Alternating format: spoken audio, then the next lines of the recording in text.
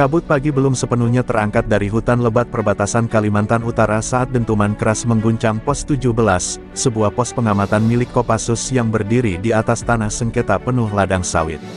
Api membubung tinggi, disertai teriakan prajurit yang tersambar ledakan. Seorang Kopassus muda, Serka Dika, berlari sambil menahan luka bakar di lengannya, matanya nanar melihat rekan-rekannya terpanggang hidup-hidup. Di seberang garis tak terlihat yang disebut batas, tawa prajurit Malaysia terdengar lantang, memfilmkan peristiwa itu sambil meneriakkan ejekan.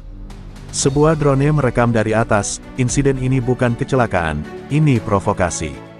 Video pembakaran pos itu menyebar seperti api di jerami kering. Di Jakarta, wajah Presiden Prabowo menegang saat menyaksikan tayangan berdarah itu di ruang krisis istana. 4 prajurit gugur, dibakar hidup-hidup di tanah kita sendiri. Ini penghinaan, ucapnya dingin. Jenderal Koswara, Panglima Komando Strategis, mengepalkan tinjunya.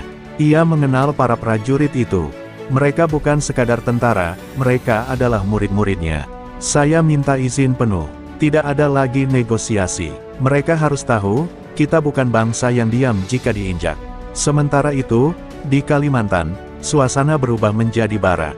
Desa-desa di sekitar pos dibungkam ketakutan. Helikopter TNI mulai berputar di langit, dan kendaraan lapis baja bergerak dalam diam menuju titik-titik kritis. Warga Malaysia di sekitar Sabah mulai mengungsi, mencium hawa balas dendam. Satuan Kopassus dari Batu Jajar dan tim hantu rimba dari pedalaman dikumpulkan dalam satu perintah rahasia. Operasi Garuda Merah disahkan, balas dendam akan dibayar dengan darah. Letkol Raka, Komandan Kopassus di Kalimantan Timur, berdiri di depan anak buahnya malam itu. Wajahnya dingin, penuh luka sejarah. Mereka pikir kita akan diam. Mereka salah besar. Besok pagi, matahari akan menyinari pos mereka yang sudah rata dengan tanah. Pasukannya menjawab dengan satu teriakan, NKRI harga mati. Tak ada senyum, tak ada ragu, yang ada hanya dendam yang dibungkus kehormatan. Sementara media internasional mulai meliput kejadian ini sebagai ketegangan perbatasan, publik Indonesia memanas. Tagar-tagar balas dendam Kopassus menjadi tren nomor 1. Segenap rakyat menuntut tindakan nyata. Malaysia bersikap seolah-olah tak bersalah, menyebut kejadian itu sebagai kesalahan komunikasi lapangan. Namun, fakta di medan berkata lain. Drone Indonesia yang menangkap arah datangnya tembakan dan rekaman radio militer Malaysia menjadi bukti tak terbantahkan, ini adalah aksi terencana. Dan di ruang gelap Komando Pusat di Jakarta, Jenderal Koswara menutup laptopnya pelan. Ia menoleh ke arah peta besar yang terbentang di dinding, dengan pin-pin merah di perbatasan. Kita telah bersabar cukup lama, gumamnya. Saatnya mengingatkan mereka, bahwa kita adalah bangsa pejuang, bukan pelayan. Besok pagi, mereka akan melihat neraka. Langit Kalimantan tampak kelabu saat konvoi kendaraan tempur TNI melintasi jalan-jalan sempit di tengah hutan sawit. Di dalam truk lapis baja, puluhan prajurit Kopassus duduk dalam diam, wajah mereka keras, dingin, dan penuh dendam.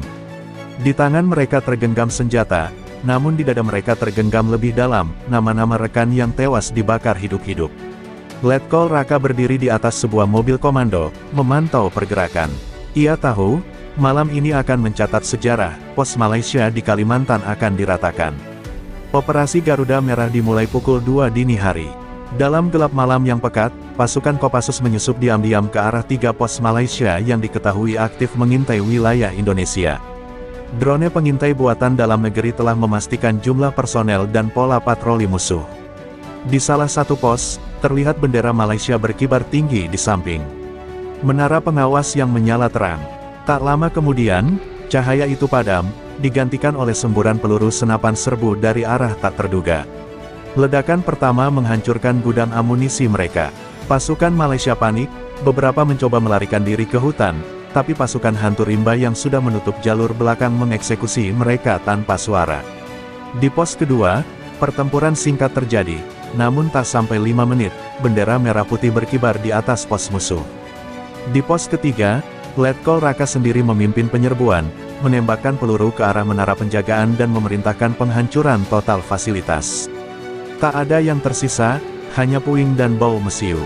Dalam waktu 2 jam, 3 pos militer Malaysia hilang dari peta.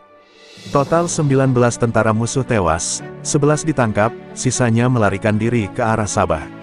Satu anggota hantu rimba tertembak di bahu, namun masih berdiri dan menolak dievakuasi.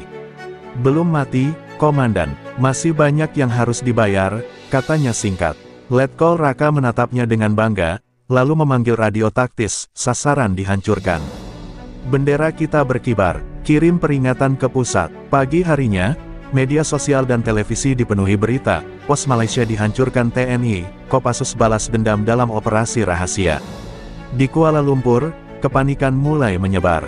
Pemerintah Malaysia buru-buru menyalahkan insiden itu pada kesalahpahaman militer, dan mulai membangun narasi seolah mereka korban. Namun rekaman drone dan pengakuan tawanan yang disiarkan oleh jurnalis independen menelanjangi kebohongan itu. Dunia mulai mempertanyakan siapa sebenarnya provokatornya. Jenderal Koswara, yang selama ini diam, akhirnya muncul dalam konferensi pers singkat.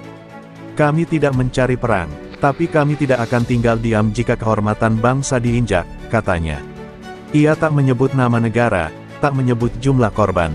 Tapi dunia mengerti, dan di balik layar, Malaysia mulai panik, karena mereka tahu, pembalasan Indonesia baru saja dimulai. Kuala Lumpur lumpuh dalam ketakutan diplomatik. Kantor Perdana Menteri Malaysia penuh dengan nada telepon masuk dari duta besar asing, menanyakan apa yang sebenarnya terjadi di perbatasan Kalimantan. Menteri Pertahanan tergagap di depan awak media, menyebut penyerangan Indonesia sebagai tindakan barbar dan berlebihan, sambil menyembunyikan fakta bahwa mereka yang memulai dengan membakar pos militer Indonesia. Malaysia menggiring narasi seolah pasukan TNI menyerang tanpa alasan, namun dunia tak sebodoh itu. Di tengah tekanan, Malaysia dengan malu-malu mengirim sinyal SOS ke London. Sebuah permintaan resmi dikirim ke Inggris, memohon bantuan militer dalam bentuk dukungan logistik, intelijen, dan penguatan di wilayah Sabah.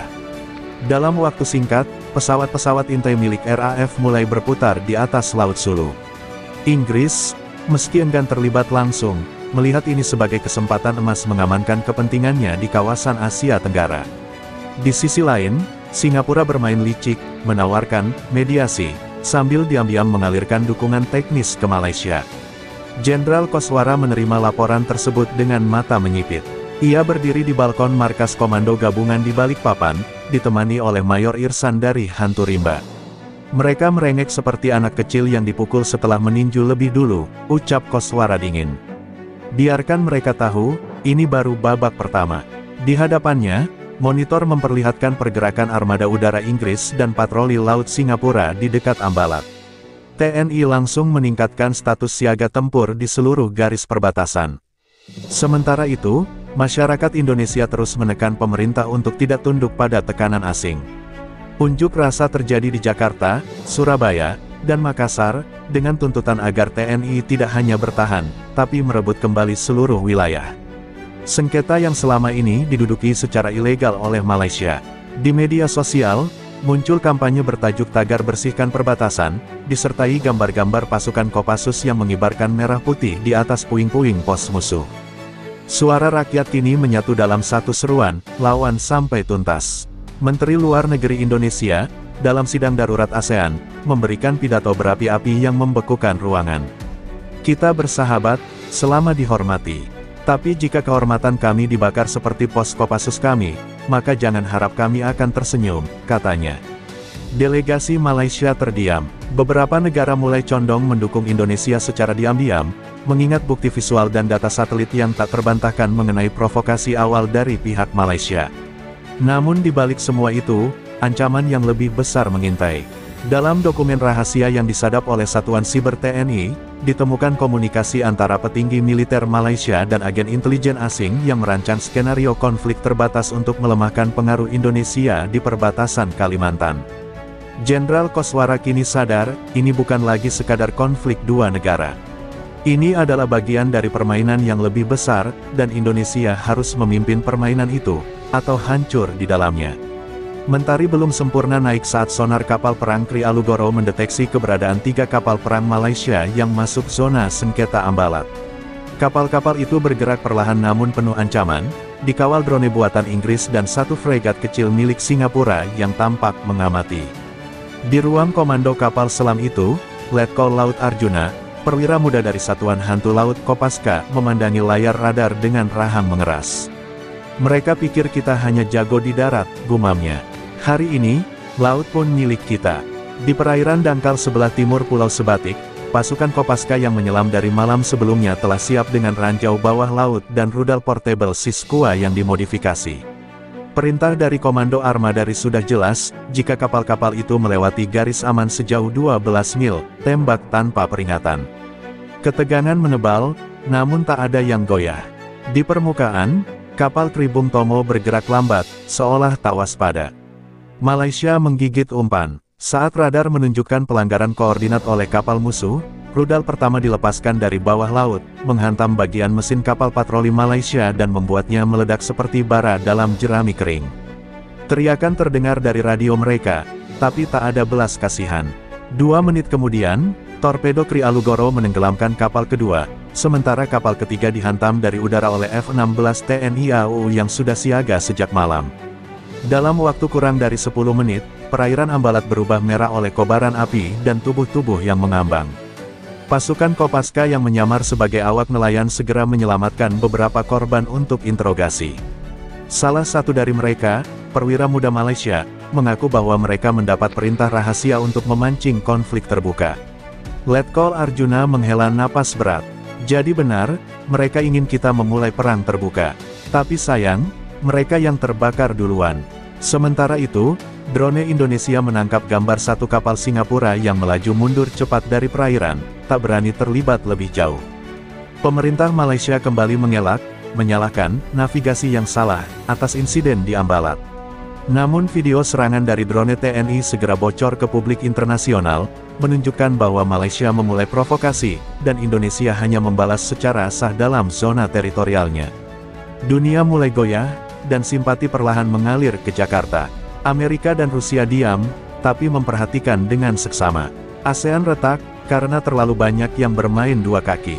Di atas dek Tribung Tomo, Letkol Arjuna menatap lautan yang masih berasap.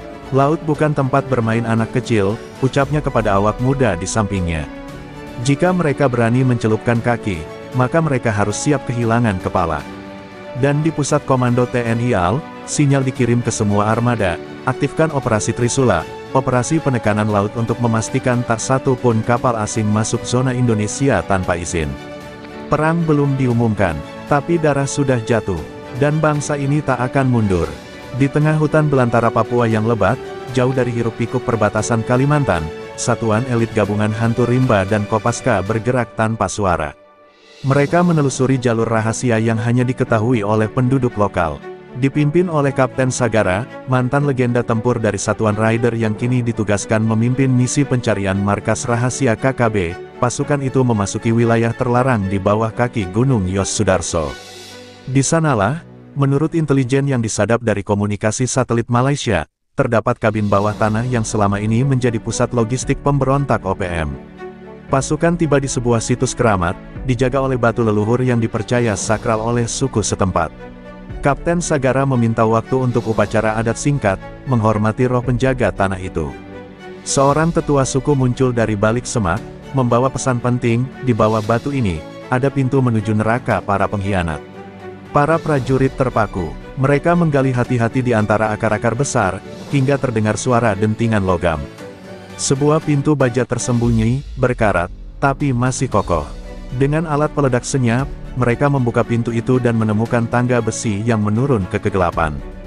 Bau lembab bercampur solar memenuhi udara. Saat mereka turun, apa yang mereka temukan lebih dari sekadar kabin.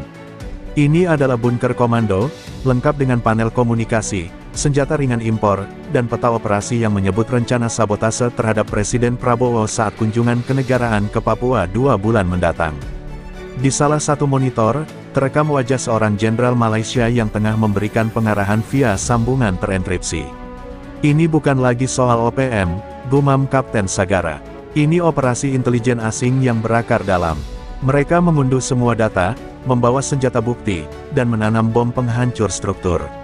Saat mereka keluar dari kabin dan kembali menutupnya dengan batu leluhur, ledakan terkendali meruntuhkan seluruh sistem bawah tanah. Di langit, drone pengintai TNI menangkap sinyal komunikasi musuh yang panik, markas mereka lenyap, dan tak ada jejak.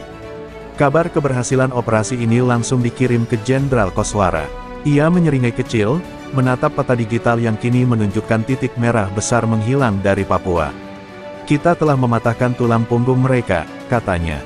Namun ia juga tahu, keberadaan jenderal asing dalam video itu akan memicu badai diplomatik besar. Maka, operasi lanjutan diberi kode, pengkhianat di selatan, sebuah misi untuk memburu aktor asing dan para penyusup di dalam negeri yang berkhianat terhadap Indonesia. Di hutan Papua, saat helikopter evakuasi tiba, Kapten Sagara menatap kembali ke arah batu leluhur. Ia menunduk dalam hormat. Kami bukan penjajah, kami penjaga, bisiknya. Dan dengan itu, mereka terbang kembali ke markas, membawa bukti, rahasia, dan kemarahan yang lebih dalam dari sebelumnya. Perang di Kalimantan baru awal.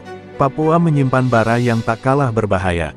Malam membungkus Kalimantan Utara dalam keheningan mencekam. Di sepanjang garis perbatasan, satuan-satuan elit TNI mulai bergerak dalam formasi taktis. Operasi Sabuk Api, rencana tempur terbesar sejak awal konflik, resmi dimulai. Operasi ini mencakup penyisiran besar-besaran terhadap wilayah yang dikuasai kelompok milisi bayaran Malaysia dan penutupan semua celah. Penyelundupan sawit ilegal yang selama ini jadi akar konflik. Jenderal Koswara tak main-main. Kita padamkan api mereka, dengan api kita sendiri, ucapnya di depan ratusan prajurit sebelum mereka berangkat. Di garis depan, Satuan Hantu Rimba menyusup dari sisi timur perbatasan, menghancurkan depot logistik milik sindikat Malaysia yang digunakan sebagai pos tempur tidak resmi. Ledakan demi ledakan memecah kesunyian, membakar truk sawit curian dan senjata-senjata buatan Inggris yang ditemukan di dalamnya. Pasukan khusus Malaysia yang berjaga tak sempat memberi perlawanan berarti. Mereka panik, mundur ke arah Sabah. Namun pelarian mereka tak berjalan mulus. Di perbatasan, sniper dari Kopassus sudah menanti dengan keheningan maut. Di sisi barat, Satuan Tempur dari Yonif Raider 631 dan pasukan intelijen gabungan menyisir desa-desa yang diduga jadi jalur logistik musuh. Beberapa warga lokal terbukti disuap untuk menjadi penghubung antara milisi Malaysia dan para penyusup. Namun tak semua warga menyerah. Seorang pemuda Dayak bernama Hendrik tampil ke depan, menyerahkan peta rahasia rute penyelundupan dan menawarkan diri menjadi penunjuk jalan. Kami tidak mau dijual ke Malaysia, katanya dengan suara lantang. Ia lalu ikut dalam barisan patroli, membawa nama leluhurnya sebagai pengingat. Operasi ini juga membuka tabir lain, ladang sawit yang ditanami di wilayah Indonesia ternyata dibiayai oleh korporasi bayangan yang berafiliasi dengan elit politik Malaysia dan pengusaha Singapura. Dari data satelit dan bukti transaksi, mereka telah mencuri puluhan ribu hektar lahan dengan memanfaatkan celah hukum dan konflik horizontal di desa-desa. Koswara tahu, ini bukan sekadar invasi militer. Ini penjajahan ekonomi terselubung. Maka, semua ladang ilegal dibakar. Bumi perbatasan menyala seperti lingkaran api. Sabuk api terbentuk, membakar semua jejak pengkhianatan. Sementara api melahap batas negeri, media internasional kembali gaduh. Malaysia menuduh Indonesia melanggar hukum perang, membakar aset sipil. Namun Indonesia menampilkan bukti yang tak terbantahkan, dokumen transaksi, foto drone, dan pengakuan dari warga lokal yang disuap. Dunia mulai berpihak. Beberapa negara ASEAN secara diam-diam mendukung langkah Indonesia, karena muak dengan arogansi Malaysia yang selama ini mengklaim wilayah seenaknya. Operasi Sabuk Api menjadi simbol, Indonesia tak akan diam lagi. Saat malam berganti pagi, dan asap masih menggantung di udara, Jenderal Koswara berdiri di atas bukit yang menghadap ke ladang yang kini tinggal arang. Di sampingnya, Mayor Irsan dari Hantu Rimba berdiri tegak. Hari ini kita bakar kebohongan mereka, ucap Koswara. Dan jika mereka terus maju, kita akan bakar lebih dari ini. Di radio taktis, perintah baru dikirim, aktifkan operasi Taring Garuda. Musuh kini tahu, Indonesia tidak lagi bertahan. Indonesia sedang menyerang. Fajar belum terbit saat satu batalion pasukan gabungan TNI, terdiri dari Kopassus, Raider 600, Hantu Rimba, dan unsur marinir, menyeberangi batas Kalimantan menuju Sabah. Operasi Taring Garuda bukan sekadar serangan balasan, ini adalah pesan keras dari Indonesia, wilayah yang dijadikan sarang provokasi dan agresi tak akan dibiarkan berdiri. Dengan dukungan udara dari Sukhoi Su-30 dan helikopter A-64 Apache, pasukan menyergap pos militer Malaysia yang selama ini digunakan sebagai pusat komando penyusupan. Dalam waktu 3 jam, pos tersebut rata dengan tanah. Pertempuran berlangsung brutal, pasukan Malaysia yang tersisa berusaha bertahan, namun kalah pengalaman dan taktik. Satu persatu mereka terdesak ke hutan dan ditangkap hidup-hidup. Kopassus menggunakan manuver, kelabang merah, taktik menghancurkan komunikasi musuh terlebih dahulu lalu memotong jalur pelarian dengan presisi mematikan. Di sisi lain, tim penjinak bom dari marinir berhasil menetralisir ranjau darat yang ditanam di sekitar desa perbatasan. Tidak ada waktu untuk ampun. Perintah Koswara jelas, taklukkan pos mereka, rebut senjata mereka, biarkan dunia tahu, Indonesia punya taring. Saat pos terakhir di Tawau berhasil direbut, pasukan hantu rimba menemukan bunker dokumen yang membuktikan bahwa Malaysia telah mengoordinasi aliansi senyap dengan kelompok separatis Papua, KKB, dan sindikat minyak sawit gelap. Lebih gila lagi, data intelijen menunjukkan keterlibatan beberapa perwira Singapura dan Inggris dalam perencanaan logistiknya. Koswara murka, mereka bermain dengan api internasional, desisnya. Laporan itu langsung dikirim ke PBB dan ASEAN sebagai bukti bahwa Indonesia tak berperang tanpa alasan. Kuala Lumpur panik, mereka menurunkan status militer di seluruh Sabah dan memohon gencatan senjata melalui perantara dari Turki dan Qatar. Inggris menekan Jakarta lewat jalur diplomatik, tapi tak ada tanggapan. Jenderal Koswara hanya berkata, kalau mereka ingin damai, mereka harus datang ke meja dengan kepala tertunduk dan tangan kosong. Dunia tercengang. Indonesia, yang selama ini dikenal diplomatis, kini menunjukkan wajah barunya, keras, presisi, dan tak bisa dikendalikan oleh tekanan luar. Namun kemenangan ini juga membawa korban. 2 prajurit terbaik dari Kopassus gugur saat menyerbu pos sniper Malaysia di puncak Bukit Matang. Rekaman helm mereka menunjukkan aksi heroik saat melindungi tim dari serangan balik musuh. Pemakaman mereka disiarkan secara nasional, dan rakyat Indonesia menangis bersama. Namun alih-alih melemah, semangat juang bangsa justru meledak. Seruan, jangan mundur sebelum Sabah bersih, menggema di seluruh negeri. Saat malam menutup langit Sabah yang kini dikuasai TNI, bendera merah putih dikibarkan di atas reruntuhan pos militer Malaysia. Mayor Irsan berdiri dengan senapan di bahu, sementara Kapten Sagara memegang peta operasi lanjutan. Dari kejauhan, suara helikopter terdengar. Pasukan tambahan datang, dan Jenderal Koswara, dari markas di Kalimantan, memberi perintah terakhir malam itu, siapkan bab terakhir. Kita pastikan sejarah mencatat siapa pengkhianat, dan siapa penjaga kedaulatan sejati. Setelah beberapa minggu pertempuran sengit, langit Indonesia kini dihiasi oleh pesawat-pesawat tempur yang terbang rendah, memberikan perlindungan bagi seluruh wilayah perbatasan Kalimantan dan Sabah. Dengan kemenangan besar di Sabah, Indonesia kini berada di titik puncak, tak hanya secara militer, tetapi juga diplomatik. Dunia terbelah, sanksi dari negara-negara barat, terutama Inggris dan Singapura, segera menyusul, sementara negara-negara ASEAN lainnya, termasuk Thailand dan Vietnam, diam-diam memberikan dukungan ke Jakarta. Namun yang paling mengejutkan adalah keputusan Indonesia untuk tidak hanya mengakhiri konflik, tetapi untuk membawa Malaysia ke meja perundingan dengan cara yang tidak pernah mereka bayangkan sebelumnya. Jenderal Koswara, dalam sebuah konferensi pers di Jakarta, menyatakan dengan tegas, perang ini bukan hanya soal teritorial atau ekonomi. Ini adalah soal harga diri bangsa. Kami tidak akan pernah mundur dari perjuangan ini. Namun, jika Malaysia memilih perdamaian, kami siap berdialog. Semua mata dunia tertuju pada Indonesia, sebuah negara yang sebelumnya dikenal lebih mengutamakan diplomasi, kini menjadi negara yang berani bertindak dengan tegas.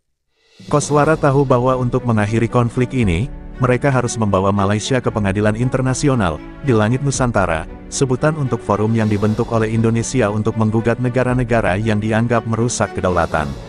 Selama 3 hari, pertemuan internasional berlangsung di Bali, yang kini berubah menjadi arena diplomatik terbesar sepanjang sejarah Asia Tenggara. Di satu sisi, meja, duduk perwakilan Malaysia yang tampak terpojok. Di sisi lain, Jenderal Koswara mewakili Indonesia, dengan delegasi militer dan sipil yang solid. Di belakangnya, di layar besar, tertera bukti-bukti tak terbantahkan, dokumen, rekaman komunikasi, dan foto-foto satelit yang menunjukkan keterlibatan langsung Malaysia dalam kegiatan militer yang melanggar hukum internasional. Di sudut ruang pertemuan, kamera-kamera internasional siap merekam setiap kata. PBB terpecah. Beberapa negara barat mendesak sanksi terhadap Indonesia, sementara Rusia, China, dan beberapa negara ASEAN mendukung langkah Jakarta. Namun, Malaysia tak bisa mengelak.